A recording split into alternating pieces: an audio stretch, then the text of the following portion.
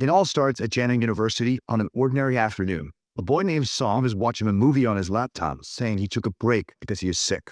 A monster tries to scare him, but he yawns, saying it's too boring to watch. Despite being sick, he wasn't very sleepy, until he received a notification that he had been added to something. A guy named Lord of the Yellow Mountain seemed to want to be his friend. He found the nickname strange, but thought it might be a classmate and accepted. Immediately, he received another notification and realized it was to add him to a chat group. The boy decided to accept, but he was sleepy because of the medication. At that moment, he saw a message saying he was a member and should say hi. However, he ended up falling asleep. People started talking a lot in the group. They commented that the Lord of the Yellow Mountain had brought in another member. As always in groups, there is a pervert, saying if it's a woman, she should share the size of the 3 most important things in a photo. People responded that he would have to apologize to the guy from the Yellow Mountain. The guy with red hair appears on the screen. He gets scared, slams his hand on the table. He says he will make everyone know the fury of his blade. Another guy responds that it's fine and challenges him to a duel. The guy with red hair is known as Saber, and he is extremely strong. However, he knows he has no chance against the guy that responded. Everyone laughs in his face and talks about the new member's entry.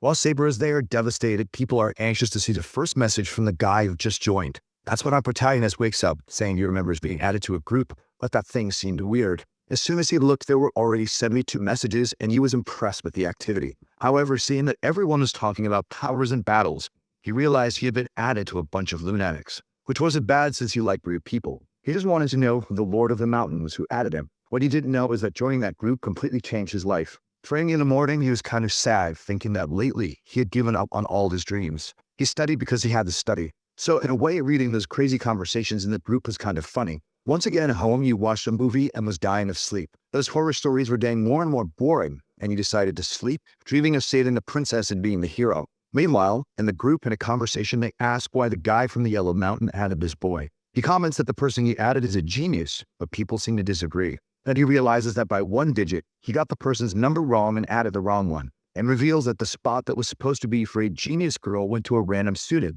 The guy who had asked for the photos is now devastated for having flirted with the boy. With that, the chat people start asking to expel the person. However, sitting in his chair, the Lord of the Yellow Mountain says he will lose face if he expels someone, and decides to try divination. He focuses his powers on a notebook and starts to see the future. The problem is that he is terrible at divination, and every attempt he makes goes completely wrong. In the end, he can't predict anything. And because of this uncertainty, he tells the group that he will leave the boy in the group for now. People seem to complain that he says he has more things to resolve. While the protagonist in bed was feeling that his body was getting weaker, he decides, as always, to take a look at the group and discovers he was added by mistake, and the people there even have daughters. Our boy thought he would lose interest in this group after a while. However, 10 days had already passed, and he woke up once again bored. As always, the first thing in the morning was to take a look at what people were saying. They took everything so seriously that sometimes it was believable. He received a message from the medicine master who said he had formulated a basic elixir. He was impressed that this guy who always sends one word had written so much. At this point, he already knew the personality of each member. The Northern River Cultivator was always online and was crazy. The Triple Crazy Saber was a troublemaker and was also online all day. The 7th Clan guy wanted to fight everyone and was also online all day. The medicine master didn't speak much, but he was another one who never left the group. The vagrant monk only sent emojis, and the only one he was sure was a woman was called Soft Feather, but was also addicted to the group. The medicine master shares the perfect recipe in the entire preparation process. Our boy seems to find it interesting and decides to research the ingredients. Some are extremely common and easy to find, while others he had never heard of. He starts to wonder if these guys are so delirious that they're talking about things that don't even exist. Afraid that people might try to prepare some idiotic concoction, he wants to send a message telling everyone not to do it. But just as he's about to send it, someone sends a smiley face emoji. The person says they tried the recipe and it worked very well. The so-called master of medicine thanks them, and the protagonist finds it confusing that someone made this so-called body-tempering elixir. He becomes wary and starts jotting down the entire recipe, thinking it must be a slow-acting poison. Maybe no one will die quickly, but surely it will cause harm. Soon he'll ask his cousin about it, and in the meantime, he just hopes the group members don't die. Meanwhile, in a place called Butterfly Spirit, a bro walks on water, saying she'll use the time the old man is away to escape and capture the ghost she so desperately wants to find. Then we see the protagonist's cousin and his mother discussing how strange this recipe is. They are already considering having him committed. Our boy wakes up. It had been a nightmare. He realizes it's better not to mention this to others, or they'll think he's really crazy. Stephen, it's sunny today. He wonders if he should exercise. Maybe, but not before playing a couple of League of Legends matches. The prodigy boy even gets a pentakill. A little while later, it's already noon, and he closes the game. But once again, the group is flooded with notifications. Now it's the guy from the Northern King saying the recipe worked perfectly, while another guy, calmly making tea, comments about the monk who only sends emojis, while the so-called saber is asking the girl Soft Feather to send him a message. People comment that he disappeared, and he explains that another brother went to visit him and he got beaten up. At that, Soft Feather asks what he wants. He says he'd like to pay a visit. She tells her he's an old man, and the poor guy feels devastated. Meanwhile, the protagonist is laughing at their stories without ever saying anything. What's strange is why there are so many crazy people who seem to take it seriously. He starts to wonder if it's real or if maybe he's going crazy like everyone else. Remembering the dreams, he concludes that he can't become one of them. However, just as he's about to chat, the Northern guy and his South Clan guy are talking about something happening in City Etch and someone's advancement. The protagonist knows that City Etch is nearby and wonders if he would see anything from there. Pulling his hair, he says he's going crazy to believe what these guys are saying. He approaches the balcony, confident that no lightning or tribulation will fall since it's a beautiful day.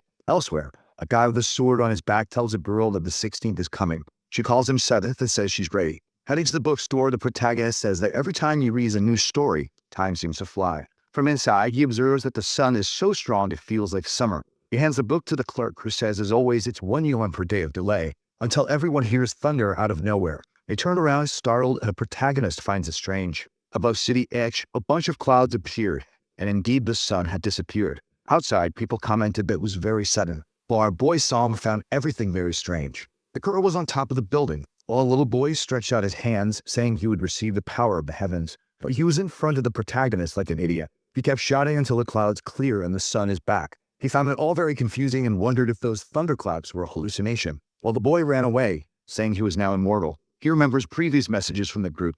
The event indeed came from City Edge, so did it make any sense? Staring at his phone, he questioned if it was all real. At the same time, he concluded that he was as deluded as that child who thinks he's immortal. Seeing the child getting scolded for being an idiot, he realizes he's becoming a fool too. He decides he'll leave the group as soon as his cousin confirms that the remedy is fake. The girl from the rooftop was passing by him, but she was beaten up. Gaining power wasn't easy at all. Back home, he sends the recipe to his cousin and asks if he would die eating it. He won't leave the group for now because someone might die from consuming it. Once again, he goes to his PC and sees 99 notifications. He's tempted to leave, but curiosity gets the better of him. One of the guys asks if the memory advanced without any problems. The guy called Master of Trigrams says he did a divination and everything went well. But people trust his divination so little that they say the girl definitely got hurt. They ask if anyone near City H can check to see if she's still alive. The consensus in the group is that whatever the seer says, the opposite is true. Our boy laughs again, saying it looks like these people have known each other for a long time. The Northern King guy asks if anyone is in City Etch, and everyone says no. Song knows he lives nearby, but he doesn't know these people. Besides, it might not be a good idea to get involved with these crazies. Then Soft Feather says she's preparing to go to City J, so she'll pass by. Our protagonist gets excited to see that she'll pass near his city. The group decides to let her check on the girl and mentions being worried about the guy's divination. If he said it's good fortune, it's definitely bad. The divider bangs the table, furious that everyone is insulting him, and calls for a duel. The tea guy says fine, he accepts the duel. Meanwhile, the protagonist wonders if these guys will actually gather at the Zinxin Palace to just a duel. He imagines two guys fighting the dragon and a tiger and thinks he's really going crazy. Where's his mind going? Another day dawns and he turns on the PC and sees news about the lightning. He seems to ignore it and gets a message from the campus. The message talks about a group of bullies being wiped out. People are curious to know who beat up those bastards, considering everyone wanted to finish them off. The protagonist seems to pay no attention to it while those lightning strikes linger in his mind. He decides to take another look at the group, thinking he needs to leave it. At the same time, everyone is there. He wonders if these people ever sleep. At a waterfall, a guy sneezes. It's the Northern River cultivator who says people can't stop thinking about him. In the group, the medicine master posts a photo of a plant. The Northern River guy recognizes it as a venomous dragon seed and asks what the alchemist wants. He says he wanted one of these, and the guy says if he finds one, he'll deliver it. Seeing the name has venom, the protagonist gets a bit scared. He scrolls up the group and sees people talking about how in City Edge, one of the members wiped out a bunch of people, but no one died. That's when he connects this conversation with the people who got beaten up at school. No, he's close to City Edge and was a bunch of delinquents. He's sure it must be them. No, he dismisses the idea. He's really going crazy believing in these coincidences. He decides to go for a run to relax his mind and forget about those people, especially those lightning bolts and the ferry coming to the city. Meanwhile, at the airport, everyone's impressed. People are even texting, saying they've never seen such a beautiful woman. The girl walks while looking at her phone, saying she hates places like this, full of people and easy to get lost in. Curious, he checks the gossip again. Only Soft Feather is there, commenting that she arrived in the city, but is afraid of getting lost. She was supposed to meet Mr. 7, but he hasn't shown up yet. Someone suggests activating GPS, and the protagonist laughs, saying they're forgetting the character. They should be talking about maps and compasses, not GPS. In the chat, the girl says she tried using it, but is still lost. And another says, if that's the case, she should just fly out. Our boy laughs. These people never change. Talking about flying in the city. The Northern River guy then asks where she's going, and she says she wants to reach the Ghost Lamp Temple on Luoxin Street. The name of that street reminds the protagonist of something. While Soft Feather's looking at her phone, the taxi driver stops and asks if she needs a ride. She asks if he knows where the Ghost Lamp Temple is. He says he's never heard of it and asks where the street is. She says it's Luoxin Street, and he says he knows that street. He lives there, but doesn't know any temple. She throws her bag over her shoulder and says she'll go to that street then. With that, the guy is taken aback but drives her. She then tells the chat that she's heading to the temple, thinking in the taxi that it's been a long time since she was alone. Meanwhile, in a place known as the Foodie Paradise, because there are so many people selling good street food, our protagonist stood in front of the place and wondered what it was called. Then he remembered it was the Luoxin Street District. He recalled that was where Soft Feather was heading, but imagined there must be several streets with that name. Some guys on the nearby bench were rating the girls passing by. Clearly, someone needed to call the police to keep an eye on them, until one of them shouted, 100 points. Obviously, it was Soft Feather arriving with her suitcase. At that moment, our boy had his heart stolen as she just passed by, and he was left desolate. Unity joined the game, saying that she really was 100 points. The blonde guy stood up, saying that in this case he had to act. He walked towards her, telling everyone to watch. 5 seconds later, he was back crying, saying he didn't have the courage to talk to her because she was too beautiful. Our protagonist laughed, went to a butcher shop, and when he was leaving, he ran into Soft Feather again. He wondered if it was a coincidence or inevitable. But as soon as she passed by, he bowed his head, thinking he was really going crazy lately, until someone mentioned a ghost temple that caught his attention. He looked back and saw her leaving, wondering if it might be her. He decided to check his phone and saw that she had mentioned she arrived on the street and that there were a lot of people. Knowing she left the airport 2 hours ago, he was sure she was on the wrong street. Apparently, she confused the street with the same name but in City J. Once again, the boy didn't believe in coincidences. He said no, there's no way it's Soft Feather. Then a voice message arrived. He clicked to listen, and we see a bit before when she recorded the message, unsure because the Northern River guy wasn't responding. At the moment she was passing, he played the message with her voice. She turned, realizing it was what she had just sent. She began to wonder if that boy who looked like a teenager was one of the seniors in the group. Our boy smelled of perfume, and then she came up to his face and asked if he belonged to the 9 Provinces group. Our boy fell and asked if she was Soft Feather. She said yes and asked what his Taoist name was. Our boy knew she must be about 19 years old but called him senior, which was weird. She was their radiant, only wondered why she thought he was so old. He had no idea what this Taoist name thing was. So he just said his name was Song Shuhan. Saying to forget about the Taoist name thing, she said she understood some like to hide it. He then asked her to stop calling him senior and just call him Song. She said that was very disrespectful, and he said it didn't matter. Enough with the senior thing. He then thought about his name and asked if he was there to help her. Our boy was in love and asked if she wanted him to carry her suitcase. She said no, and he mentioned the place she wanted to reach and said she was wrong. She was startled and asked if it wasn't Luoxin Street. He replied that it was but not the street in City J and told her to look at the GPS. But her battery was dead, and he said to use his. Seconds later, she said his battery was also dead. He asked if she was in a hurry to get there, and she said, unfortunately, the sooner the better. Otherwise, her father would scold her if she took too long. He said if that was the case, she could use the computer in his room to find out how to get there. Easily, doll, you can charge your phone in a vendor, but you can take her to your room, huh? She asked if the so-called dormitory was the place of solitude for his practice. Our boy was confused. It's just a regular dorm. Since you can't take a girl into a male dormitory, he looked around and managed to get her to the room. As soon as they entered, he asked what she wanted to drink, and she said she felt like having some spiritual green tea. Our boy had forgotten that she was one of the crazies. He said, unfortunately, he only had something called orange juice. She found it confusing since every practitioner consumes it. She concluded that he must be practicing an earthly life training, so she bowed, asking for the legendary orange juice. Looking online, he said it would take about 5 hours, and she asked if a taxi driver would go that far. Our boy answered no, and she asked what they would do. He was confused by this thing about what they would do since when were the two of them together. She apologized for not asking permission. Then with tears in her eyes, she said she had a terrible sense of direction and was scared to death. He said he wanted to help, but he couldn't because he had class tomorrow afternoon. She asked hypothetically, if he didn't have class, would he be able to go? Feeling a bit awkward, he said that if that were the case, then yes. While thinking that it wouldn't happen since the class had been scheduled for a long time, he checked the weather and found nothing unusual, and she asked to use the computer for a bit. He grabbed his phone and she started looking up a lot of information, finding our boy's profile, the professor, and the class schedule. The girl was more cunning than he imagined and thought that if a little accident happened to this professor, he wouldn't have class. Then she noticed the notebook beside He had also noted the recipe the guy posted in the group.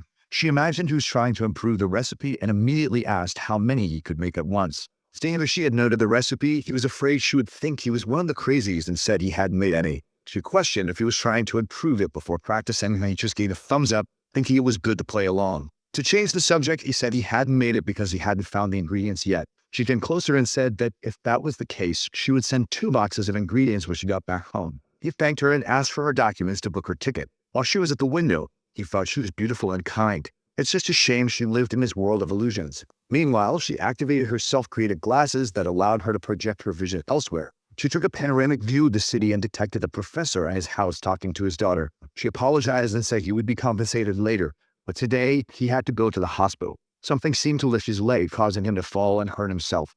With that, she solved the little problem. She returned to the room and told him to book a ticket for himself too because she thought he might not have class after all. Then a message appeared on the computer saying tomorrow's professor was replaced. While he complained about the change, she was angry that it still wasn't resolved. But if she already sent one to the hospital, she would send the other one too. The poor guy was walking his dog when he felt a cold front. Then she went again with the glasses, saying that when everything was over, she would compensate. She approached the computer and he said her ticket was booked. Then he received a new message from university saying there wouldn't be class tomorrow. Our boy found all this very strange while she looked at him glowing. The next day, he told her they should go and she said she was eager to find the temple. Our boy responded that they should get there first and worry about that later. On the train, he thought she was so beautiful that she could be a female lead in a story. And normally in this scene, a bunch of guys should approach and he would end up dealing with them all. But he was there, dying of sleep as nothing of the sort happened. She was also tired and slept on his shoulder, making him blush. Sometime later, people announced their arrival, and she woke up, drooling. They found the weak point of the crazy one. She asked where they would go now, and he said he would get a place to stay and then look for the temple. At the hotel, he asked the receptionist about the temple, and she said she didn't know about it. But a girl with purple hair passing by heard everything. She called someone and informed them that people were looking for the temple. The mustache guy asked about their strength, and she said the woman seemed strong, but the man was ordinary. But the strange thing was that she called him senior. The guy told her to be careful with both of them, while thinking that it had taken more than 60 years for the owner of that place to appear. Walking through the city, they seemed lost, and she said she was sure it was there. When her mother was pregnant, she took her father's psychic abilities to create a projection and observe the region. Our boy thought he had finally gone mad. He asked if there was any news from the northern guy, and she said he had sent new messages. But in the group, he said he couldn't send anyone to help. However, she said it was okay, and the two of them could manage. Song said if that was the case, he would continue to help her. They found an old friend of Song's who had a grandfather who had lived there for a long time. When asked about the temple's location, the man said it was impressive that young people knew about it. Softfeather asked if they knew where the temple was. The man replied to head east into a small forest and find a cemetery. Near there, she would find the temple. She asked why the temple was in a cemetery, and he said it happened 60 years ago when everything was demolished. She said it didn't make sense since the place was private property. The man responded that she was smart, but explained that a foreigner offered a high price. After the purchase, the foreigner left and never returned. The owner, thinking the guy had died, decided to sell it to someone else, and then it was destroyed. Softfeather asked if all the members of the Huan Bat family were dead. The man explained that yes, less than a year after the temple was destroyed, half of the family had died. She said it was obvious that would happen since the temple housed multiple souls. Anyone and everyone associated with the destruction would be cursed. Hearing this, the old man told her to wake up and stop believing in myths. The protagonist laughed at her, and she felt a little embarrassed. At 11 p.m., he called for her and asked why they were going to the temple so late. She said it was easier to find spirits at night, assured him he didn't need to worry because she would protect him. In front of a tombstone, she said that was where the temple used to be. She advised them to get into formation. She opened her suitcase, which emitted a golden light, and started scattering something as she walked. Our boy, dying of sleep, wondered why he was playing Ghost Hunter at such an hour. Meanwhile, in the cemetery, Softfeather began to dance. He found her wonderful, but thought it was a very unique hobby. Watching her performance, he decided it would be good to capture a photo of it. His phone fell to the ground, and when he looked, it was on top of that herb the guy posted in the group. While dancing, she noticed 2 spirits surrounding her, which was strange since her father had sealed only one. At that moment, both spirits charged at her, and she activated her talismans. She started attacking with a multitude of talismans, confident she would easily win. But the spirits seemed to resist, and she used an ability from the Butterfly Island. Once they fell to the ground, she knew she just needed to finish the seal. But then one of them leaped toward the protagonist. She called out to Song, telling him to be careful, and also leaped toward him. Our boy was engrossed with the plant the menacing guy posted in the group. Knowing how crazy she was, he wanted to hide it so she wouldn't think of using it and pulled it from the ground. But a golden energy surged and everything around cracked. Yet to him, everything seemed normal, and he asked what happened. Sawfeather was impressed. From her perspective, the two spirits couldn't do anything to the boy. He just executed a plan and pulled the dragon plant at the right moment, which was their weak point. Now she saw him in a new light and said she was eager to learn more from the senior. However, she couldn't let him think she was weak, so she threw two seals at the spirits and closed them. Seeing butterflies around her, he wondered if the spirits were real. At that moment, she thanked him, saying that if it weren't for him, they would have escaped. Our boy just laughed, and she offered him one of the spirits, but he said it was of great value and she could keep it. He didn't want to get involved in the spirits, but she insisted that because he had helped so much on this trip, he should keep one. Seeing that she would insist, he accepted, thinking that since it was sealed, it wouldn't be a problem. And with that, they were on their way back. The man watching them thought it was a good thing he didn't intervene. The boy was much stronger than he had imagined, but now he would somehow have to recover the spirits he lost. This man was also being watched by another in a tree. He notified someone else that the spirit sealing was successful, but he was curious to know more about this Song Chumdang and the guide who was hunting them. The next day, it was time for Softfeather to go home, and our protagonist asked if she would be okay. She said yes, since it was easy to get to the airport, and thanked him. She approached, asking for an address, saying she wanted to send the boxes with the ingredients as thanks. He said it was fine, and just to get her on her way, gave her a paper with his number. Seeing her leave, he thought this craziness was finally over. What he didn't know was that it was about to get worse. She went to the group and told everyone that Senior Song from the Jangang region was amazing. The Northern River guy was impressed and congratulated her. And a while later, our boy was back to his usual life in class. He had the spirit in a necklace and was feeling a strange coldness. But ever since he started wearing this necklace, it seemed like his memory was perfect, and he could remember the entire class. Remembering what she had said about it being powerful, he began to wonder if maybe it wasn't all fake. Could those crazies in the group be telling the truth? At that moment, someone opened the door and called for Student Song. Our boy was all confused and asked what the guy wanted. The bearded man smiled broadly and said there were 2 large deliveries for him. Since it was a VIP delivery, he needed to sign to receive it. He found this confusing until he remembered who it must have come from. He had asked where the items were, and the professional guys said they were at the entrance, just waiting for him to confirm the delivery. Walking down the corridor and seeing security next to the delivery, he was sure it wasn't anything normal. 2 gigantic boxes were surrounded by 4 bodyguards. Embarrassed, the protagonist asked if this was normal, and the guy said it was only because the sender paid extra. Looking at the document, he saw it was indeed sent by Softfeather, and with that, the guy said goodbye and left. Opening the boxes, he knew they must contain the ingredients for the group's recipe. Inside, he saw various herbs, all extremely well preserved, and you wondered if they really would strengthen bones and muscles as in the stories.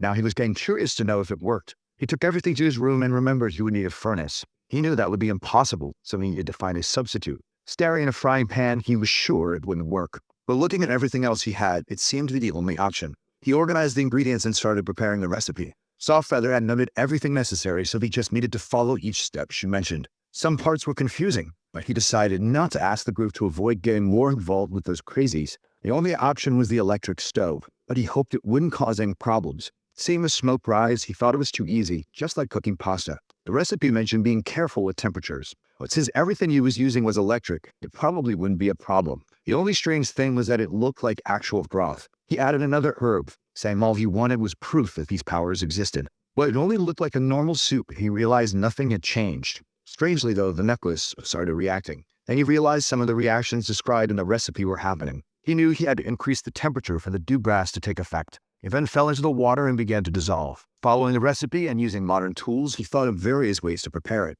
He was less interested in getting it right and more interested in understanding the process. He had reached ingredient number 41, and the mixture was almost ready. As soon as he added it, a black smoke rose. He noticed that in an instant, half the water was gone and a horrible smell filled the room. He remembered that the northern guy and Softfeather had said they failed before getting it right. He and his friends would return in 2 hours, so he decided to keep going with the rest of the ingredients to practice as much as possible before they arrived. Once again, he made mistakes, and strangely, the medicines seemed to be separating instead of combining. He tried increasing the pressure in the pan, and with that, the mixture whistled and exploded. Once again, a terrible smell filled the room, as if all the bad things had fused. He opened the window saying it was terrible, but lifting the lid, he saw it looked like the correct result. It was supposed to be a black, gooey, and smelly liquid. After all the hard work, he was determined to try it. He kept his phone ready in case he needed to go to the hospital. He started putting it in his mouth thinking it was just black sesame paste. As soon as he tasted it, he wondered if it was pure pepper. The mixture burned his entire throat, and he reached for his phone to call an ambulance.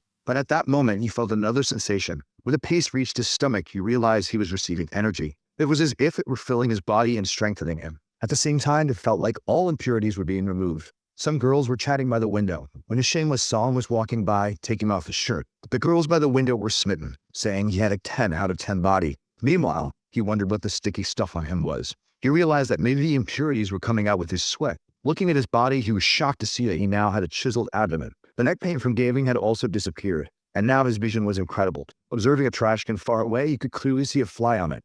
Amazingly, his skin looked extremely healthy and clean. He didn't even know how to explain this to his friends, who would probably think he discovered some secret cream. Now he realized that maybe the group of crazies was right. This revelation left him confused, not knowing what to do. He could ignore all this and live like a normal person, or follow what those lunatics said, but he would live a life full of dangers. However, an exciting and troublesome life was incomparable to a monotonous one. He concluded that it was worth it. Now, for the first time, he decided to speak in the 9 Provinces group. The guy stressed by a mountain of books sent a greeting to his seniors. Soft Feather and Northern River didn't recognize him, and a guy surrounded by geese wondered if the boy had discovered the truth. Sawing the group thanked Soft Feather for the ingredients, and with that, she knew who he was. He then revealed that he was added by mistake by the guy from the Yellow Mountain. The guy then asked why he decided to introduce himself now, if something had happened. The protagonist explained that he received the ingredients from Soft Feather, managed to make the potion, and became much stronger. The Northern River guy was impressed that he actually succeeded. Either that guy had incredible luck, or it was destiny acting in a strange way.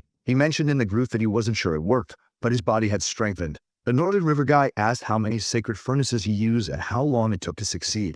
Confused, he said he used an electric stove and tried once. The Northern River guy was in disbelief, saying it was impossible to succeed on the first try, especially since he had failed countless times. The guy asked about the electric stove, wondering if it was a new tool for refining pills, and even Soft Feather was curious. He said it was a regular Weizen brand stove that everyone had at home. The guy then wanted to know what legendary pot he used, and he said it was just a regular soup pot. The Northern River guy was furious and asked if he could curse in the group. After a bit of ranting, he tagged the medicine master, who asked Song about the process and how things happened. Our boy was now comfortable chatting in the group. He began explaining the process, and the alchemy master kept questioning him. The guy asked why he used water, and he responded it was to avoid burning things at the bottom of the pot. The Northern River guy found it all very strange, imagining that Song was some genius swordsman who liked household items, which made no sense. He continued explaining until he reached the 41st step, where the water began to evaporate. Everyone commented that this was where they usually failed, and he said he added more water to prevent evaporation. That caught everyone's attention in the group, as no one had thought of that idea.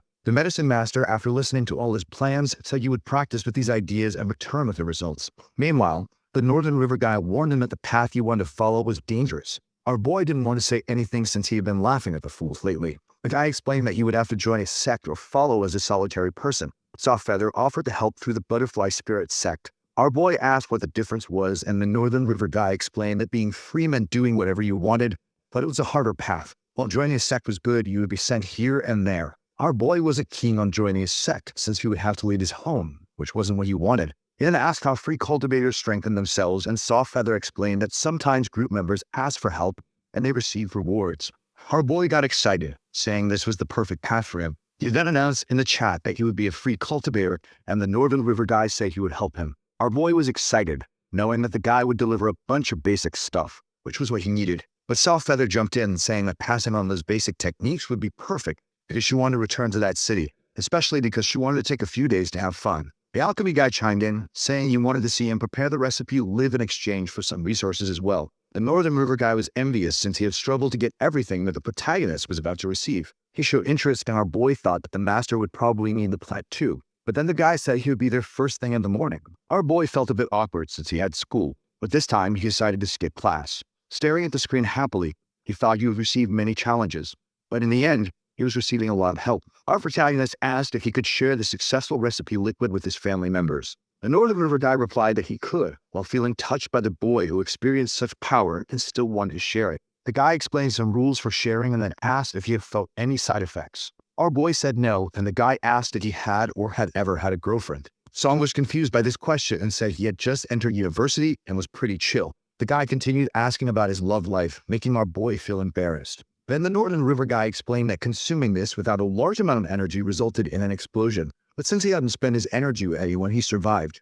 Our boy felt crushed, realizing he had been called a virgin in the group chat. The Immortal Trigger Master asked the Northern River guy why he recommended the free path for the boy. The guy explained that it was due to his age. No sect would accept Song, who started practicing after 18. But now that he was a free cultivator, he could help the boy get stronger himself. In his room, Song received a call from a friend named Tulo, talking about a friend who made a lot of money and inviting him to a party. He decided to go out to eat. Walking down the street, he believed he was near the right place. Passing by an alley, he was grateful those delinquents had disappeared. But then something caught his attention. Of course, there was a bunch of delinquents surrounding a girl. The rainbow hair quartet needed to be arrested urgently. This was clearly an age gap problem going on. Immediately, Song jumped in, saying he would just stand by. The guy was about to say something to the girl when Song grabbed him by the hair and lifted him from behind. He found it strange that he was so strong. It felt like lifting a straw doll. The other thugs grabbed bats and came towards him. But now, confident, Song threw one friend at the other. With that, two were already unconscious on the ground, and the guys were scared. He told everyone to disappear, and they grabbed their friends and ran off. He then extended a hand to the girl and asked if she was okay. She ignored him and told him not to meddle. He wondered why she was so crazy, but decided to leave it be since he didn't want to be late for what his friend called him for. In class, he was wondering when the medicine master would arrive. His friend woke up, saying he heard a loud noise. It seemed like something was coming. The wall broke. A guy with pink hairpins appeared in the middle of the smoke, and a friend asked what the hell that was. With huge dark circles, the guy called out for Song and introduced himself as the medicine master.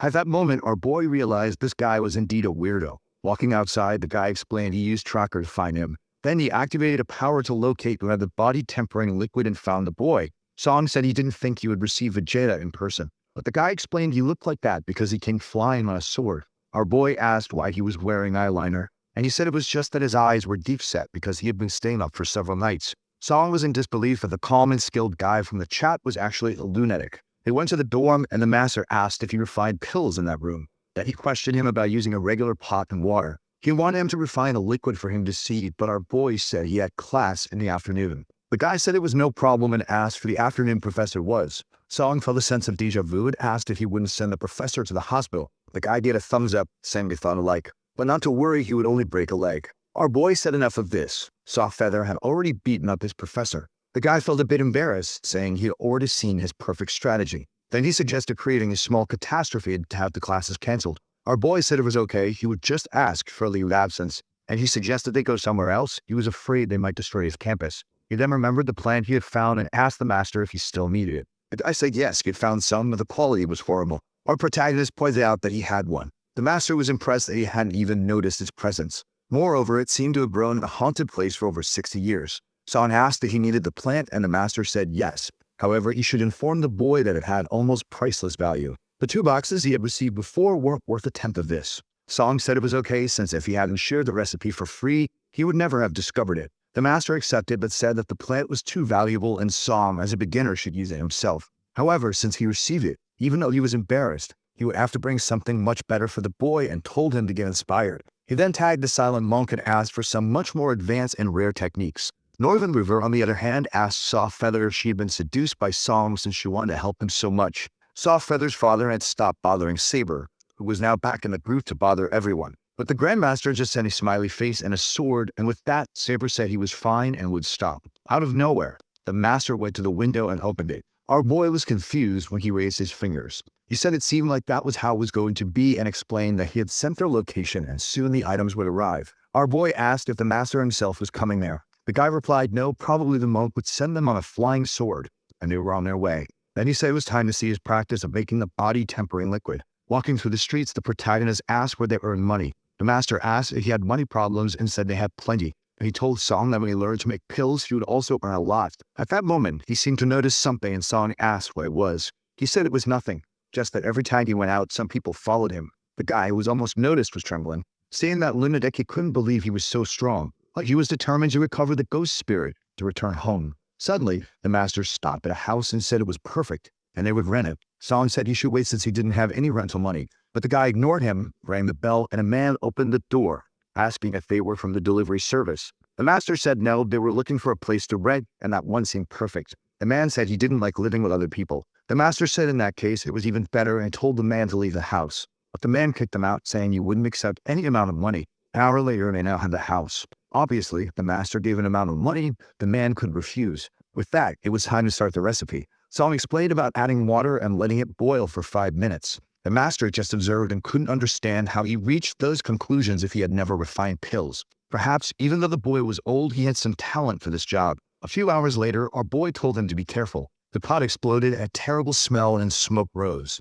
They approached, and the master asked if it was a success. The use of energy and pulled the substance towards his body. He realized in half the effect of the correct recipe. On the other hand, it was good because it would be great for beginner cultivators. The protagonist asked if it helped him complete a formula, and the master said yes, but he still had more to study. He then told Song he would need his assistance for a few days, and our boy said it was a pleasure to help. With that, he asked where the items the monk sent were, and the master said they would take a bit longer. Our boy then said he would go back to the dormitory, but the master gave him the key to the upstairs floor of the house and said he could stay there. Our boy thanked him and walking through the street thought it was the perfect solution since he needed some privacy. But he saw the same girl surrounded by maniacs in the alley again. He felt deja vu and went towards them again, but this time she noticed him approaching. The girl grabbed the delinquent by the neck, who was ready to receive a kiss. Matley's guys urgently need to go to jail, but she headbutted him in the mouth. An enraged thug said she would pay for that, but she kicked him hard to the ground and threw everyone away. Song was in disbelief. Now it was clear why she got mad at him for saving her earlier. She looked at him and turned away. Our boy wondered why this girl was always surrounded by delinquents. Back at the dormitory, a guy named Momo was talking inside, but he didn't recognize the other voice.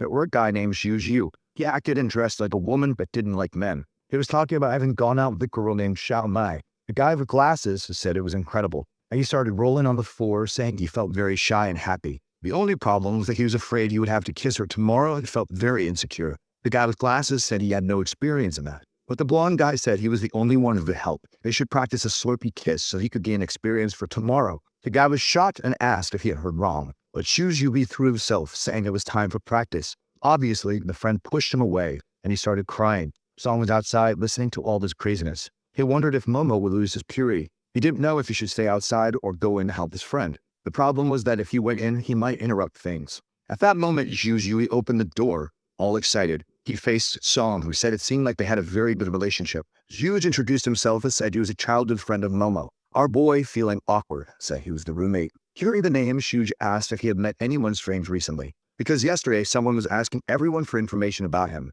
Song realized that it might be someone following the medicine master and now investigating him. But the blonde guy said maybe he had annoyed the wrong people. Entering the room, Song saw his friend desolate on the floor, saying he was tainted. Song said it was okay and asked if Xiu was a girl or a boy. His friend didn't want to answer about it, so Song told him to just lie down then. Meanwhile, he was waiting for the delivery of the flying sword by the window. Momo said they were going out today and invited him to a party. He needed to forget everything that had happened. With that, he said goodbye and said he was waiting for him. A minute later, the master appeared, saying the delivery was about to arrive. He went to the window and told him to watch. From the sky, the sword literally came flying. But seeing the sword, Song asked where the manuals were. The master opened a compartment at the bottom and said they were there. Song found it strange and said it was too small to have enough information, but it was actually a USB drive. Our boy was dismayed that this cultivator was so modern. Song asked how they would send it back, and the master said not to worry about it. He plugged in the USB drive and told him to take a look. On the computer were 2 folders with cultivation techniques. The files were simply named from 1 to 18, which he found too normal. He opened them and saw pictures of the monk practicing, one after another, and said it was all very simple. The master said the most important thing was the sequence. The name itself didn't matter. And our boy imagined himself in combat using technique PNG number 03. The master told him to forget about the names and that he would explain the important parts. First, he needed to establish a foundation, then move to internal practice where he would meditate and overflow his energy. With that, you would finally start entering the cultivation ranks and ascend to the first mortal stage. Observing the techniques, suddenly Song found himself on a lawn with Buddha practicing in front of him. He didn't know if it was something from the master or the person who said the technique, but he had to take advantage of it. Suddenly, he was back in the room and told the master he had seen someone practicing and asked what it was. The master explained it was a simple illusion that low-level people fell into. When he concentrated cleanly, he could enter that state of hypnosis. Song said it was like having a great master practicing in front of him. After looking multiple times, he had memorized everything but was exhausted. He told the master, who said it was time to practice. With that, they went to the yard. He began using some techniques. The master gave him tips, and he corrected his movements. But he explained he didn't feel any difference or extra energy. The guy explained he should relax, control the blows, and put force into each attack. Song concentrated once more, delivering a knee strike and a punch that emitted energy. The master congratulated him for successfully using a bit of spiritual kai. He told him to start the second movement, and they continued practicing. The master thought Song's energy would run out soon since he had only consumed 1 body-tempering liquid and shouldn't have much energy left. But Song was motivated, saying he would complete all 18 movements. He had it in his mind that if he couldn't, he should give up, and he was already on the 5th. However, in the middle of it, he felt his energy depleting. He attempted the 6th movement and collapsed to the ground. The medicine master noticed he was out of energy and wondered if he should help him. Seeing Song's determination, he told him to open his mouth. With that, he gave him more refining liquid, and Song felt the power return to his body. Even though he was tired, he found the motivation to continue practicing until the end. Finally, he had completed all 18 movements and felt powerful despite being exhausted. The master immediately told him to sit and practice another technique before his blood cooled. This technique was to ward off distractions and focus mental energy. Song knew that with this, he would see his true self and wondered what he would see. Strangely, his true self looked exactly like his normal self. He wondered if this was because he was still an ordinary mortal. He tried to concentrate even more and direct energy to his heart, but he became dizzy and collapsed. The master explained that he had used too much energy and was now exhausted. Song then explained that his true self looked identical to his normal form and asked why. The master explained that this happened when a person was genuinely good. Their true self didn't need to take a different form if they were already pure. But he thought it was incredible that Song had no blemish on his soul. With that, he said it was time to stop as Song thanked him. The master disappeared, leaving Song unsure how to get up from the ground. Some time later, he was returning to his room exhausted. But when he opened the door, he saw his cousin. This was the medical thick cousin. Seeing the recipe, she asked if he was trying to kill himself. He said it wasn't quite like that, thinking he didn't know how to explain it. She sat down and said he better give a good explanation. The fool said he joined a weird group that sent this formula. He consumed it to make sure it wasn't a deadly poison. She said he seemed to be telling the truth, but advised him to tell no one else to consume it. He invited her to dinner with his friends, but she said she wasn't really interested. With that, she left and he said goodbye. At 6 p.m., he was going to meet his friends. The first friend who arrived asked what happened to Momo. The guy seemed like he wanted to end his life. He saw poor Momo crying, and a friend mentioned that there would soon be a sports event. It seemed to be a 5-kilometer race that would exhaust everyone. Luckily, the only one selected from their group was someone named Song Suan. Our boy asked why he was chosen to run 5 kilometers. The friend said it didn't matter. Now that he was chosen, it had to be him. But he thought that since he had started cultivating, it wouldn't be a problem.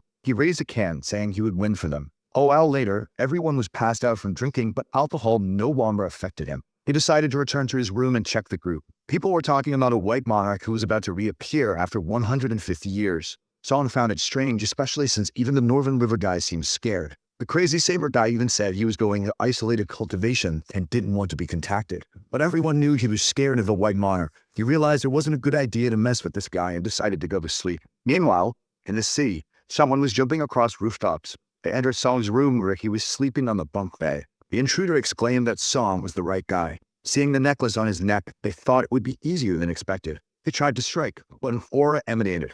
The blow was aimed at the seal. The weapon ricocheted. At that moment, the intruder became dizzy as if they had been poisoned. They started coughing up blood and realized they would have to return to their master. Meanwhile, the master in the hotel was waiting for his lackey to return with the item he had requested. The lackey knocked on the door and was told to enter. As soon as he opened it, he collapsed on the floor, exhausted. The master asked what had happened, and with purple eyes, the lackey said he had been poisoned. The master, alarmed by the level of poison, pulled out an antidote pill, thinking that Song Xuan was more dangerous than he had imagined. The problem was that even his antidote hadn't worked. He was afraid that Song would use the poison's direction to find them, so he jumped out of the hotel. Meanwhile, our boy was waking up peacefully at 5 a.m. He smelled a strange scent of blood and wondered if a thief had appeared since the door was open. He saw a blade on the ground and realized it looked like a sword. If that was the case, it wasn't the work of an ordinary thief, as they wouldn't know how to use such a weapon. He then wondered if someone might be after his life. Trying to trace the possibilities, he knew that if it was because of the medicine master, it would have gone after the master and not him.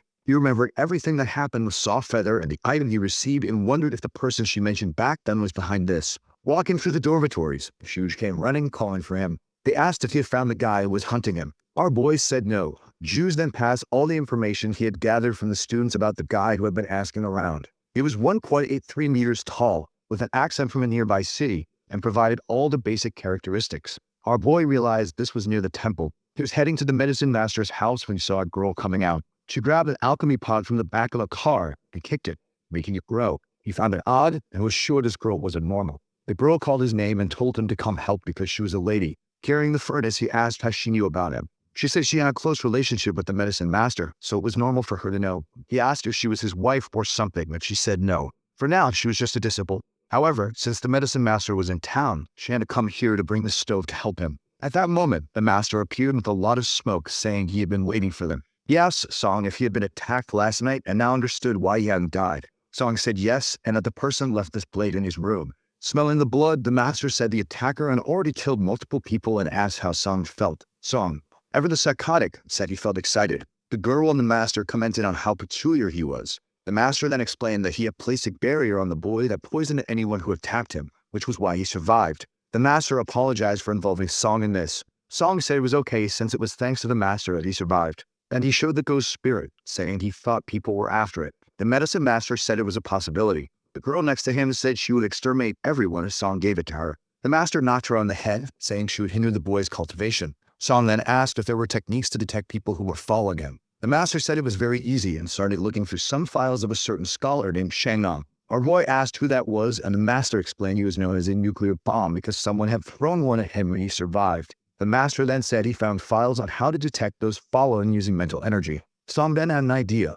If the person was affected by poison, they would have to buy the antidote from her shops. The medicine master said it was possible and listed the 4 ingredients needed to make the antidote. He handed them to Song, who thanked him. Meanwhile, on Butterfly Spirit Island, Softfeather was reading the Cultivator's newspaper. She saw something about a floating island that caught her attention. She saw that the place was in Donghai and thought about going there for fun. But then a guy appeared and asked where Softfeather thought she was going. She said she saw a cute place and wanted to visit and asked her father to go with her. He said yes, but she would first have to familiarize herself with the contract formations. Excited, she ran off, saying she would do that now. The father found it strange. Meanwhile, our boy at 9 in the morning was bringing breakfast to his friends. He asked about Mumu, and they said the boy was very sad and disappointed. The friends then came up with a plan, saying that the next time they needed money, they should just threaten to tell everyone what had happened. With that, Mumu hit the wall, asking if they were trying to get themselves killed. Sometime later, the protagonist asked one of his friends to help him find some items on the internet. The guy said yes, and with that, he thanked him. At 10:30 in the morning, he was already taking the new materials to the master of medicine. Since the guy had been helping him a lot, Song wanted to repay him, especially because he was trying to improve the body strengthening formula. As soon as the bad smell rises, he knows it's a success. The master tells him not to cover his nose because this is the smell of achievement. However, he activates a power in his hand that gathers all the smoke. Song is confused, and the master throws the items at him, saying that it contains all the accumulated stench. If he finds himself in a dangerous situation, this item can help distract people. At 4 in the afternoon, our boy was practicing for a while. He focused and delivered a punch that broke the wall. Even he was confused by this. The only current problem is that, despite being strong, he has little accumulated energy. The girl with purple hair was nearby and said that if he strengthens the human body, he also strengthens the energy he accumulates. Her name was Purple Miss, and she explained that even weightlifting would help him. However, of course, in their world, trading would have to be much more intense than usual. Song says that if that's the case, he will train hard every morning. And Purple says that she was bored, so she followed the smell of blood from that sword and found a hotel in the Jiangnan district. Song asks if she found the body, and she responds that she did. The only problem is that the poison turned it into a melted corpse. However, she says that indeed he didn't seem to be alone, and the partner was also poisoned. She questions what Song is going to do, and he says that he has to gauge this person's strength to be able to take them down. Purple asks if he, who has never killed anyone, has the mental fortitude for this. Song is a determined guy. He says that whether it's for him or for his friends and loved ones, he will do whatever is necessary. Back in the room, they are playing, and one of the friends comments that he tried to look for those ingredients, but the stores only have some of them. He says he will send the locations of the stores he found. Our girl thanks him. Suddenly, he receives a call from his chubby cousin. He asks if something happened, and she tells him to come help her now. Song feels something strange and asks if she wants him to bring anything. She says she just needs help carrying something and tells him to come quickly. Song hangs up and tells his friends that he is leaving. Climbing the stairs, he was sure that although the voice seemed like hers, it was clearly not her speaking. Apparently, they were using her to lure him somewhere. He climbs to the top of the building to observe the place where she called him. Focusing his mental energy, he manages to observe the entire city. And in one of the alleys, he sees her lying on a bench with a guy next to her. Clearly, that person's appearance does not match her description. Suddenly, the guy looks at him and Song realizes that he has been spotted by the enemy. The phone rings at the same moment, and he knows it's that guy. As soon as he answers, the guy says he found the student's Song, warning him to show up there in 10 minutes or that young lady will be very happy. Shortly after, Song says he has arrived. The guy congratulates him and apologizes for the surprise. Song just watches, and the bandit says he seems to care about the girl on the bench. With a psychopathic look, he says it's crazy for someone like him to care about a mortal. He starts to activate an energy in his arm, asking if Song is doing some kind of training in that place. He jumps towards him, throwing a punch, wanting to know if he is just a mortal. Song easily dodges while the guy says that it seems he really has no power. He then wants to know why people are taking him so seriously and even fleeing the city because of the name Song. The former boss had promised him something but fled the city because of it. He yells, saying it's all the protagonist's fault. Connecting the dots, Song concludes that this is probably the second person involved in the poisoning. The guy pulls out a blade, saying that now there's no way for him to escape. But Song pulls out a body-tempering liquid and asks if that's what the guy wants. The guy yells, telling him to throw it now. And our boy, hiding a weapon behind his back, says that he is just an ordinary mortal and tells the guy to come and get it, explaining that as long as his cousin is fine, he will hand it over. The guy's eyes turn red and he starts drooling. He jumps towards him, saying that no matter what he tries, he needs that. But Song slashes his chest, splitting the guy in two like it was Photoshop. He doesn't understand what happened, and Song finishes him off. Boy, that was brutal. The sword can only be seen by him and the master of medicine because it requires authorization from the person who sent it. He says the smell of blood is very strong and it would take a long time to get used to it. Pointing the blade at the guy on the ground, he asks what his last words are. The guy's about to say something, but Song cuts him off immediately. Boy, he trolled him right before his death. He even says he asked just for fun and didn't really want to hear it. And he thinks that this is his determination. No one will ever hurt his family. He crouches to pick up some items, thinking that for a cultivator, this guy was really poor. However, he carries an insignia that can be used to identify who he is and which organization he belongs to. He picks up a vial containing a liquid that dissolves corpses, which was probably what they used to cover up their crimes. He thanks and pours it on the guy's body, noting that it dissolves very well. At that moment, his cousin starts to wake up and jumps on his back, asking to be put down. A while later, he sets her on the bench and asks if she's okay. She says she has a sore neck and wants to know how she ended up there. Song finds it strange and says that she was the one who called him. His cousin thinks back, remembering that she went out drinking with friends, but it wasn't that much. However, she realizes that Song isn't lying. She lowers her head and says she'll be fine after a night's sleep. Song says that if that's the case, he will take her home. Not before she mentions that she feels like our boy has grown up a lot. He thinks that maybe it has to do with having taken a life, but he says it's nothing and it must just be her impression. From the top of a building, Purple informs the master of medicine that he is returning safely. However, she warns the master that she will never lead his side, so he better give up. As she descends the building, she says that she always gets what she wants. She thinks that Song did a good job, but a tracker could find the evidence. With that, she uses a spell to hide everything that happened. Our boy returns home and decides to take a photo of the medallion to ask the group about it. The guy from North River says he's never heard of it, so it must be a small faction. Feather asks if he really wants to know, and he says yes, it's extremely important. With that, the North River guy wants to know if it's an enemy or a friend, and he says it's an enemy. A while later, Feather apologizes, saying that unfortunately her father doesn't know anything. However, soon she will go to the city and together you will take care of it. In her room, she's excited to complete what her father asked so she can help our boy. Song then notices that she sent a private message asking if something happened because he seems strange. Song realizes that this is the famous sixth sense of women. He explains that he killed someone today and she says it's nothing. She informs him that she will soon finish her training and meet him. Her father is watching this conversation, wondering who this Mr. Song is. Our boy was sleeping when someone called him. The person who's looking for the Taoist known as stressed by the Manhwa books. He says that it's him and the person says they got his number from the master of medicine. They call to talk about the image of the medallion and Song asks if they know anything about it. The person says they know just a little, but it's something from 40 years ago. He was still training when he approached a village where everyone had been killed. It was a sort of blood ritual, and near one of the bodies he found this talisman. On that day, he swore he would eliminate everyone who had done that. Unfortunately, he only managed to eliminate a few and the people disappeared. He asks Song if he has any more clues, and Song says yes. He might even be able to find the location of the organization. The guy says he is currently on a mission, but will send some talismans to help the boy. He remembers those that only the Feather use.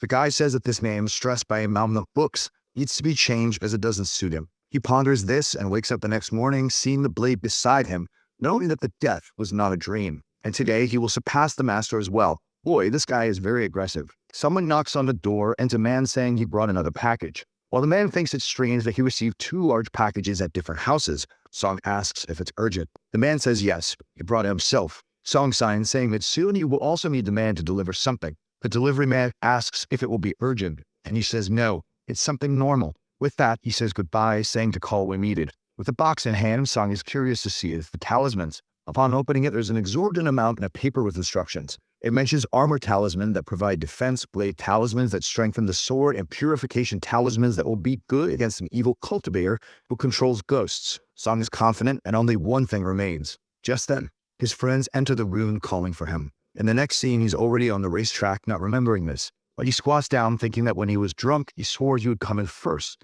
so he would fulfill this. However, a guy in a blue shirt beside him was just staring, saying that the distance between them would be greater than a whole street. Song said that was impossible. They told the guy to relax. With that, the announcer told everyone to get in position. As soon as the whistle blew, the guy ran, saying he would leave the kid behind. But when he looked back, Song was coming calmly. He told our boy to run slower, saying he would run out of breath, but Song didn't care. The guy was sure the boy was trying to show off. But 10 laps later, he was drenched in sweat. His Song was calm, saying he felt he could run much more, but the guy seemed a bit tired. Above Song was a sort of scary spirit, and the guy, looking back, ran away scared to death. Song's friends were even shocked that the boy was running so much. His vision was getting blurry as he neared the end. However, he was happy that at least he would be the true champion. Until our boy approached, he easily passed him and crossed the finish line. His friends all celebrated, saying that Song was incredible. Meanwhile, the other guy couldn't believe he lost to that kid. Lying on the ground, he received a thumbs up. Our boy said he was a very good rival and just needed to work hard.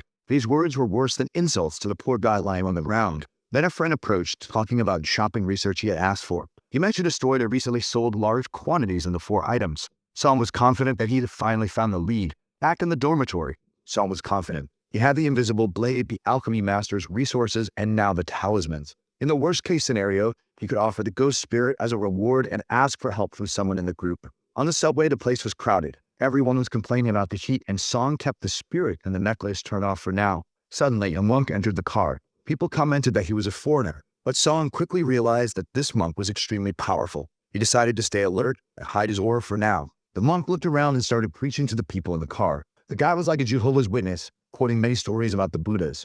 About 6 minutes later, Song felt something. The car started to shake, and he saw a mother holding a child. The train had collided with the wall, and everyone was being thrown around. The mother dropped the child, and glass was heading towards her. Song stepped in front and managed to save the girl. He asked if she was okay, and she said yes. When he said he would help find her mother, he realized everyone was trapped in the debris, crying for help. Song found it all very strange since the car hadn't shaken that much. Then the monk shouted from the back. He passed by with an aura, and people asked if he was trying to exorcise ghosts. Song thought deeply and realized there was a strange energy in that place. Something entered the monk's ear. He shouted that the evil spirits would be broken. At the same moment, the car was restored, and everyone seemed fine. People were talking among themselves about where all the blood had gone. At that moment, a blue-faced smoke was flying on the ceiling. The monk seemed worried while Song handed the girl to her mother. While thinking he was about to reach his destination, he considered that this creature might be related to what he wanted to discover. A few cogs ahead, people were terrified of the monk, and also about his so-called altar master who would turn them all into food for the ghost general. Meanwhile, a man in a suit and cap was talking about how they just needed to help the general to finish off the monk. They passed by Song's seat with a certain energy. He noticed that both were cultivators with tainted bodies. In another part of the train, the monk was telling the creature to stop trying to escape. He had no way to hide from him and would be purified. He clasped his hands and golden energy surrounded the creature. At the same moment, the other 2 men came running, throwing creature at the monk and telling him to stop that. However, he just smiled, saying that a virtuous light protected him so no harm would come through. The entire train glowed golden and the men couldn't see anything. Watching the creature being destroyed, the monk said it was too late now. A blue image appeared in the sky as the creature was consumed. One of the men said they had to do everything to stop the monk and threw himself at him. However, the monk just smiled and easily defended himself. He maintained his stance and the man came to punch him, telling him to die. However, the monk just said the man was an idiot. He slapped the man's face and punched him in the chin. The man tried to say something but took another slap and didn't even have the right to retaliate. The monk continued beating him, saying that those connected to evil spirits had no rights. While the 2 men were battered on the ground, the monk smiled. He said that if he could purify that spirit, he would become even stronger. Song stood there, wondering if something was happening in the next car. Just then, an explosion occurred. The ghost general's spirit seemed to be sealed. As it writhed in agony, the monk commanded it to return to the right path. Talismans flew toward the creature, while the men behind begged him to stop. However, the monk smiled, saying it would be purified. Suddenly, Song appeared behind the monk. In the next moment, a purple mark was left on his back. The monk spat blood, having no idea what happened. His body lost control and he fell to the ground. The monk knew that this was someone powerful enough to be in the second stage. The question was why this person took so long to attack. The man with the mustache called the others trash, saying they almost made him lose a general. They grabbed his feet, begging for forgiveness, saying that monk was too strong. The man said they had completely failed. However, they still had some use, and they cried with joy. Of course, it wasn't the best kind. He stretched out his hand, and the 2 fell to the ground. With that, he told the general to absorb it, as it was the lives of the men. Immediately, the creature became even more powerful. This was the guy who had ordered Song to be killed, and now he was confident that his luck had changed again. He approached the monk's body with the plan of having the general eat it too, but as soon as he touched the body, the monk started to swell. The guy asked if that would be his final triumph, and at the same moment, he struck him with a claw attack. The monk was thinking that all he needed to do was escape. He knew he had no chance against that guy, so he began to try to retreat. That's when one of the train doors was destroyed. People recognized him as the monk from before. He was holding himself up while inflating, looked back, and told everyone who didn't want to die to flee. The people thought he was crazy and started to record everything. While Song thought it was too late now, the ghost general approached, saying that he wouldn't escape. The monk hesitated and souls started to walk around the train car. Everyone knew was being stunned. The monk pulled out an item, saying that if that was the case, he was in a dead end. In advance, saying that even if he died today, he would show the true reason. He approached the guy and went to strike him. However, he changed direction and hit the floor, sending a golden light towards the guy, who said that he really was in a wonderful state. But then he punched him with the ghost general. The monk didn't fall, but the boy was coughing up blood. He realized that his attacks were being absorbed and wondered if he would die today. The guy simply told the monk to stop resisting and just be devoured. However, he said he would never do that. It was then that Song called for the train car, and the monk wondered how the boy had been affected. That's when our boy introduced himself, saying that he was Song. The guy with the general was shocked immediately, and the monk wondered if he had received another chance. Song then took a talisman and threw it at the guy, saying it was a gift. The talismans exploded and the guy was startled. In a second, most of the ghost's energy had been consumed. Song noticed that the guy was scared when he heard his name, and decided to maintain this narrative of being a great senior. He said that the filthy thing had disappeared so they could talk now. The guy asked what kind of talk it was, or if the power was being heavily affected by the poison, while asking if Song was going to kill him somehow. Our boy, without anyone noticing, started drawing his blade, asking if the guy was thinking of fleeing. He said no, he would never dare to do something like that. The old man noticed that by the position of his hand, he had a flying sword, something that would hit him even miles away.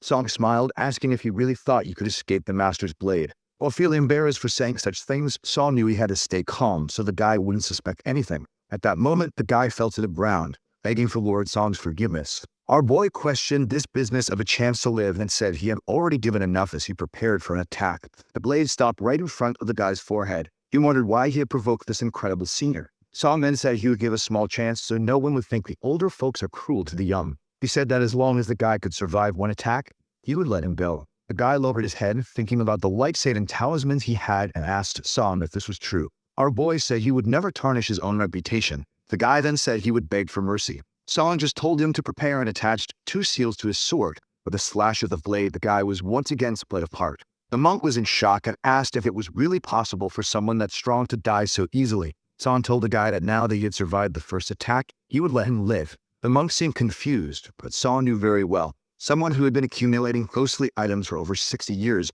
must have something to save their life. The guy began gathering the parts of his body, thinking it wasn't worth hiding. Once he was whole again, he said he would withdraw with Song's permission. Our boy just watched. The guy started to leave, calling for the ghost general, thinking he couldn't risk receiving another cut until light shone and passed through him. Song had sent another X-shaped slash, and the guy was split apart again. He fell to the ground, wondering why Song did that, and said he didn't care. He invoked a dragon, saying that weeds need to be uprooted or they will regrow. With that, both the ghost general and the guy were struck down. A suitcase fell to the ground, and the guy called for his creature, saying that Song was shameless. Our boy just said he didn't care about his reputation with someone like that and claimed he was just an ordinary university student. The guy spat, and Song approached, saying he would be cursed. His spirit passed by, and the body fell to the ground. The altar master was dead. Song relaxed and immediately grabbed the liquid to dissolve the body, throwing it on the guy. Strangely, only the clothes seemed to be dissolving. The worst part was that if he left the guy here, the police would be called. The monk was just watching, wondering if Song was troubled by the body or feeling anguished.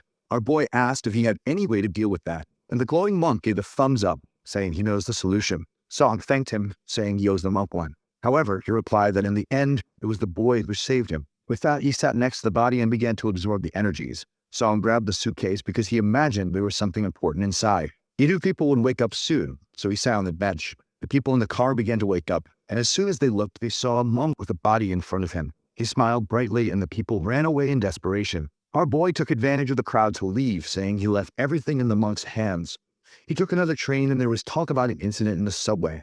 Our boy wondered if the monk had resolved everything, until he saw on TV that the monk was restrained with news that he would be beheaded. The worst part was that he was shouting that he had done everything alone and had no accomplices. Our boy couldn't imagine that the monk's way of dealing with this would be to take all the blame. The monk looked at the camera and gave a thumbs up, saying he wouldn't let anything fall on the senior. The police officer asked if he liked the cameras so much, and he said yes. Our boy had no idea how to deal with this, not to mention that he was thoughtful, having killed 2 people in 2 days. This time, the strangest thing was that he had remained very calm. He realized that the path to becoming stronger was long, and he would have to get used to many things. The blood then contacted the guide who sent the talismans and said if everything went well, that he would return the rest. However, the guy said he could keep him for Hilly. After all, he was on a Pacific island in the middle of nowhere. He was fulfilling a vow he made to teach 10,000 people to read and write. Our boy was confused by this but said he understood. Sometime later, he received a call from his cousin and asked what it was. She wanted to know where our boy was. The boy noticed that her voice was higher pitched than usual,